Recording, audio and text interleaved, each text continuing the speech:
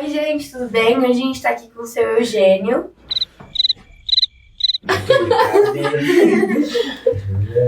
Bom dia para você, bom dia para todos. Bom dia! A gente está aqui para fazer algumas perguntas sobre o Sítio das Neves.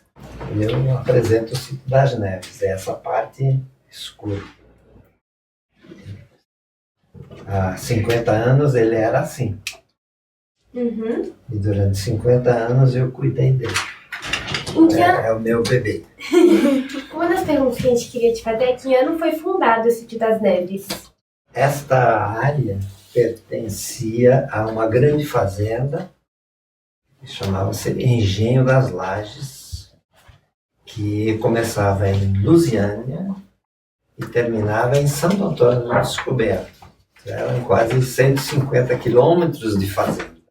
E com a determinação da área do Distrito Federal, grandes partes da fazenda se integraram ao Distrito Federal. Nos fundos, aqui passa um ribeirão que se chama Ribeirão das Lajes, que ficava dentro, né? E esse local se denominava Neves, porque na época do inverno, o calor do dia se transformava em neblina, e os goianos chamavam essa neblina de Neves. E esse era um local, como é o Ribeirão aqui, ele tem algumas corredeiras e algumas cachoeiras, e depois entra depois lá, depois da rodovia, quase na rodovia BR-060, ele entra no Santo Antônio do Descoberto.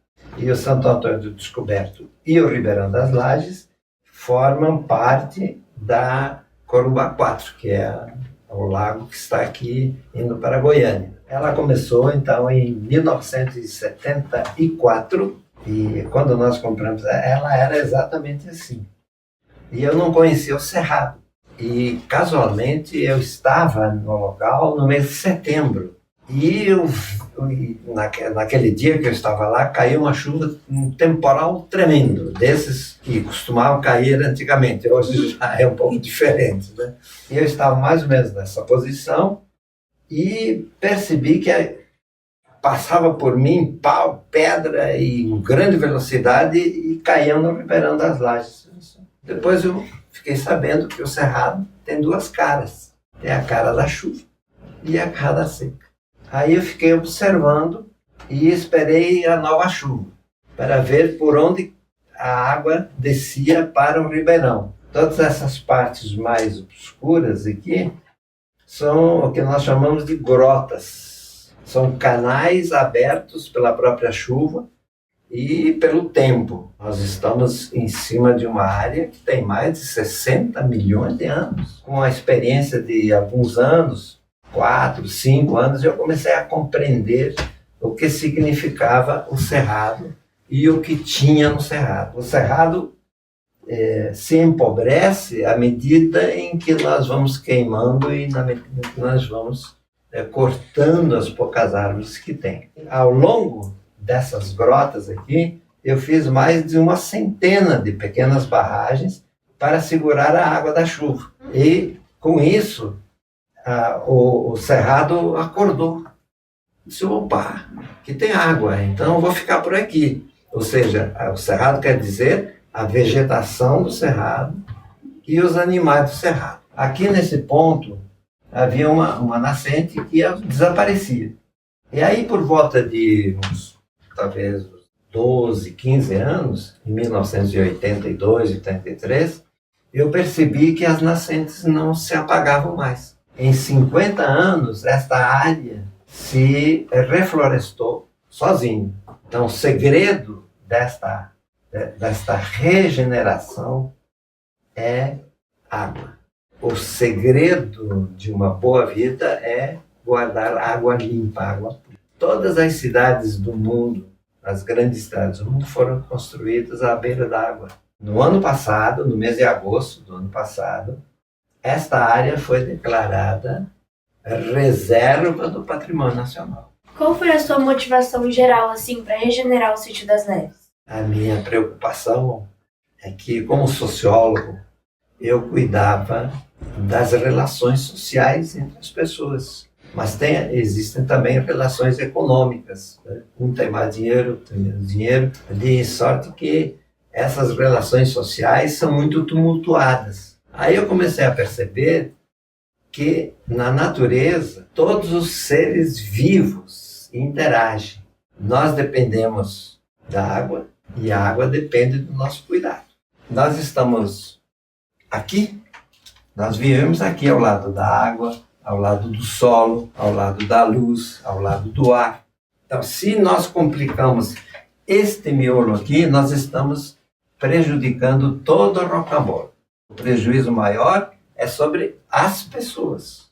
Nós não sentimos a vida das árvores, mas as árvores sentem a nossa presença. A professora Luísa era uma criança quando eu escrevi esse livro. Então, esse livro eu escrevi com crianças, mostrando para elas que as árvores falam, só que a gente não escuta.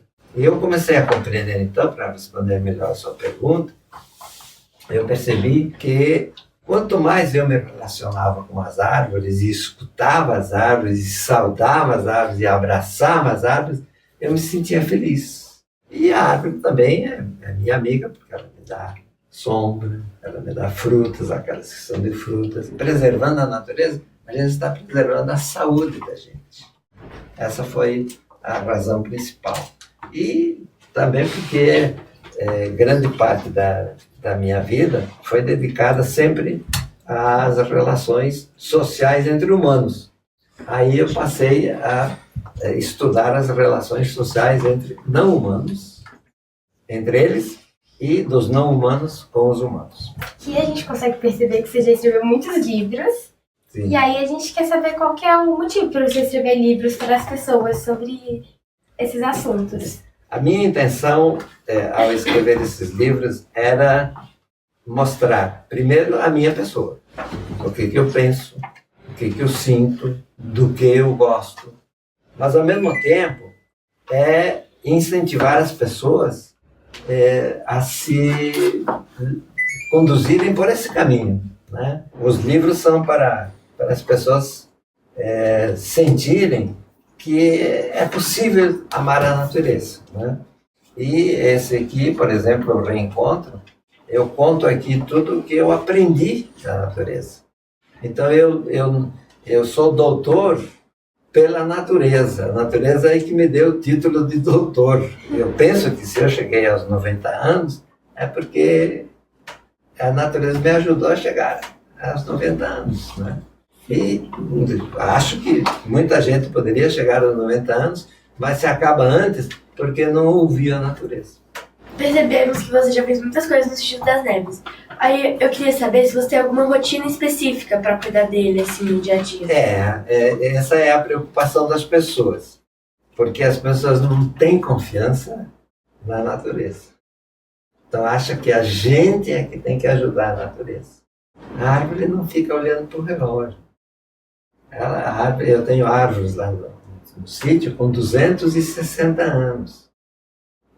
Então o tempo da natureza é diferente do nosso tempo. O que você fez para conquistar o título de primeiro patrimônio natural perpétuo do DF?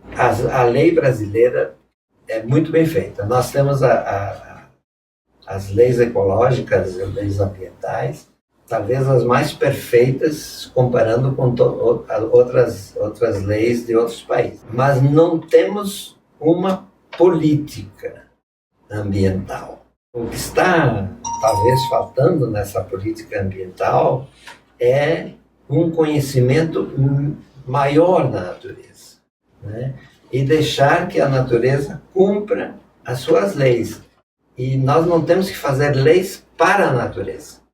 Nós temos que observar as leis da natureza. Se eu quero construir uma casa lá em algum lugar, o que eu faço? A primeira coisa que eu faço é encontrar um bom lugar, né? De preferência perto d'água, porque não gosta de ficar perto d'água, né? Bom, então eu vou devastar aí, digamos, 100 metros quadrados. Então, nesses 100 metros quadrados, tem uma casa coberta. A chuva cai em cima e leva a água e vai embora. Para compensar isso, eu poderia captar a água que cai em cima da casa e guardar aqui por perto.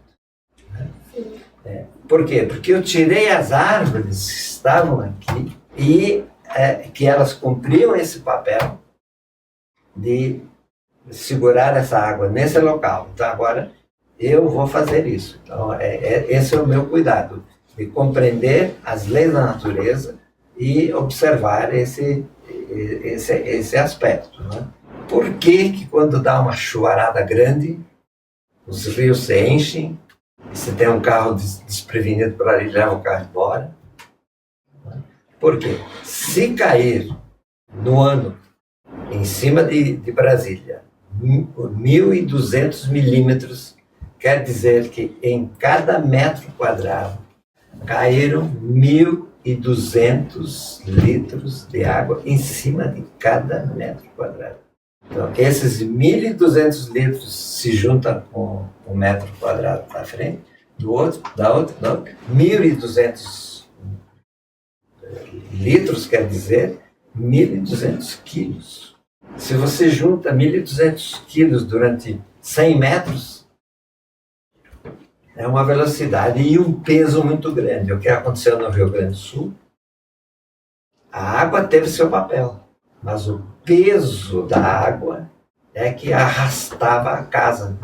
Arrastou pontes, arrastou estradas, etc. O Sítio das Neves deve ter uma flora e uma fauna muito ricas, assim? O Cerrado é um dos biomas mais ricos em biodiversidade. A biodiversidade é inimaginável. É que a gente não está acostumado a olhar. E quando a gente olha, não vê. A preocupação no Cerrado é metro a metro o que você pode ver olhando e considerando. No Sítio das Neves, por exemplo, nós temos o cuidado de não matar aranhas, porque as aranhas são um controle biológico, fazem parte do sistema de controle das vidas. Então, se não houvesse aranhas, você não conseguiria respirar, você respira mosquito. E as aranhas são tão inteligentes que elas se colocam nos lugares por onde passam as galinhas. Por quê? Porque atrás da galinha vai o bichinho. Então, elas limpam o ar. Nós dormimos no sítio, à noite, sem nenhuma proteção. Não tem mosquito. Porque antes de chegar na casa, as aranhas já pegaram mosquito ali, né? Então foi isso. Foi isso. Espero que vocês tenham gostado do episódio e até a próxima. Obrigado. E vocês estão convidados a conhecer o Sítio das Neves.